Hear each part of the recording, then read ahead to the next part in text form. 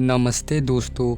शिव पुराण के अनुसार त्रेता युग में भगवान श्री राम की सहायता करने और दुष्टों का नाश करने के लिए भगवान शिव ने वानर जाति में हनुमान के रूप में अवतार लिया था। हनुमान को भगवान शिव का श्रेष्ठ अवतार कहा जाता है। जब श्री राम लक्ष्मण पर कोई संकट आया तो हनुमान जी ने उसे अपनी बुद्धि व पराक्रम से दूर कर दिया। दोस्तों, रामायण के उत्तर कांड में स्वयं भगवान श्री राम ने अगस्त्य मुनि से कहा कि हनुमान के पराक्रम से ही उन्होंने रावण पर विजय प्राप्त की है। आज मैं आपको हनुमान जी द्वारा किए गए कुछ ऐसे ही कामों के बारे में बताऊंगा जिन्हें करना किसी और के वश में नहीं था। उससे पहले दोस्तों, अगर आप मेरे इस YouTube चैनल पे नए आए हैं तो चैनल को सब्सक्राइब करना ना भूले। तो चलिए वीडियो को आगे बढ़ाते हैं। दोस्तों, सबसे पहला है समुद्र लांघना। माता सीता की खोज करते समय जब हनुमान, अंगद, जाम्बत आदि वीर समुद्र तट पर पहुँचे तो 100 योजन विशाल समुद्र को देखकर उनका उत्साह कम हो गया। तब अंगद ने वहां उपस्थित सभी पराक्रमी वानरों से उनके छलांग लगाने की क्षमता के बारे में पूछा। तब किसी वानर ने कहा कि वह 30 योजन तक छलांग लगा सकता है तो किसी ने कहा कि वह 50 योजन तक छलांग लगा सकता है।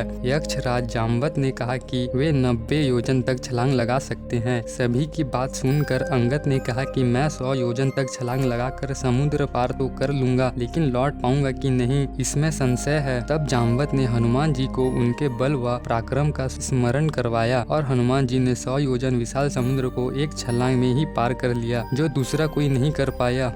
दोस्तों, दूसरा कार्य है माता सीता की खोज। दोस्तों, समुद्र लांघने के बाद हनुमान जी जब लंका पहुंचे तो लंका के द्वार पर ही लंकीना नामक राक्षसी ने उन्हें रोक लिया। हनुमान जी ने उसे परास्त कर लंका में प्रवेश किया। हनुमान जी ने माता सीता को बहुत खोजा, लेकिन वह कहीं भी दिखाई नहीं दी। फिर भी हनुमान जी के उत्साह में कोई कमी नहीं आई। माँ सीता के न मिलने पर हनुमान जी ने सोचा कि रावण ने उनका वध तो नहीं कर दिया। यह सोचकर हनुमान जी को बहुत दुख हुआ, लेकिन उनके मन में पुनः उत्साह का संचार हुआ और वे लंका के अन्य स्थानों पर माता सीता की खोज करने लगा। अशोक वाटिका में जब हनुमान जी ने माता सीता को देखा तो वे अति प्रसन्न हुए। इस प्रकार हनुमान जी ने यह कठिन काम भी बहुत ही सहजता से कर दिया। दोस्तों, तीसरा, माता सीता की खोज करने के बाद हनुमान जी ने उन्हें भगवान श्री राम का संदेश सुनाया। इसके बाद हनुमान जी ने अशोक वाटिका को तहस महस कर दिया। ऐसा हनुमान जी ने इसलिए किया क्योंकि वे शत्रु की शक्ति का अंदाजा लगा सके। जब रावण के सैनिक हनुमान जी को पकड़ने आए तो उन्होंने उनका भी वध कर दिया। दोस्तों, इस बात की जानकारी जब रावण को लगी तो उसने सबसे पहले जम्बूमाली नामक राक्षस को हनुमान जी को पकड़ने के लिए भेजा। हनुमान ने उसका वध कर दिया। तब रावण ने अपने पराक्रमी पुत्र अक्षय कुमार को भेजा। हनुमान ने उसका भी वध कर दिया। इसके बाद हनुमान जी ने अपना पराक्रम दिखाते हुए लंका में आंख लगा दी। पराक्रमी राक्षसों से भरी लंका नगरी में जाकर माता सीता की खोज करना व अनेक राक्षसों का वध करके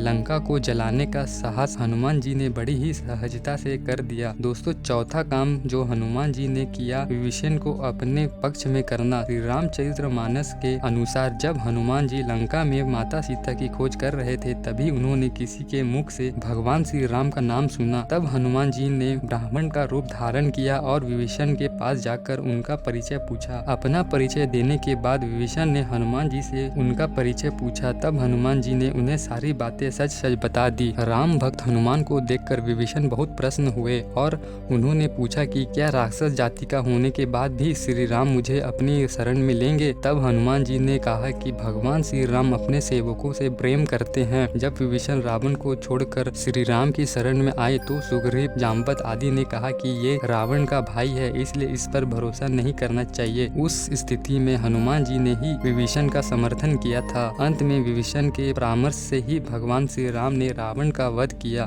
दोस्तों, पांचवा कार्य राम लक्ष्मण के लिए पहाड़ लेकर आना। वाल्मीकि रामायण के अनुसार युद्ध के दौरान रावण के पराक्रमी पुत्र इंद्रजीत ने ब्रह्मास्त्र चलाकर कई करोड़ वानरों का वध कर दिया। ब्रह्मास्त्र के प्रभाव से ही लक्ष्मण बेहोश हो गए। तब यक्षराज जाम्बत जामवंत ने हनुमान जी से कहा कि तुम शीघ्र ही हिमालय पर्वत जाओ, वहाँ तुम्हें ऋषभ तथा कैलाश शिखर का दर्शन होगा। इन दोनों के बीच में एक औषधियों का पर्वत दिखाई देगा, तुम उसे ले आओ। इन औषधियों की सुगंध से ही लक्ष्मण व अन्य सभी घायल वानर पुनः स्वस्थ हो जाएंगे। जामवंत के कहने पर हनुमान जी तुरंत उस औषधि को लेने उड़ चले। रास्ते में कई तरह की मुसीबतें आई, लेकिन अपनी बुद्धि और पराक्रम के बल पर हनुमान उस औषधियों का वह पर्वत समय रहते उठा ले आए। उस पर्वत की औषधियों की सुगंध से ही लक्ष्मण व करोड़ों घायल वानर पुनः स्वस्थ हो गए। दोस्तों, छठवां कार्य अनेक राक्षसों का वध। युद्ध में हनुमान जी ने अनेक पराक्रमी राक्षसों का वध किया। इनमें धूमाक्ष, अंकम्पन, देवान, त्रिशिरा, निकुम आदि प्रमुख थे। हनुमान जी और रावण में भी भयंकर युद्ध हुआ था। रामायण के अनुसार हनुमान जी का थप्पड़ खाकर रावण उसी तरह कांप उठा था जैसे भूकंप आने पर पर्वत हिलने लगते हैं। हनुमान जी के इस पराक्रम को देखकर वहां उपस्थित सभी वानरों में हर्ष छा गया था। तो दोस्तों, ये थे कुछ कार्य जो सिर्फ हनुमान जी ही कर सकते थे। आज के लिए इतना ही दोस्तों। वीडियो अच्छा लगे तो लाइक, कमेंट, शेयर करना ना भूले। धन्यवाद।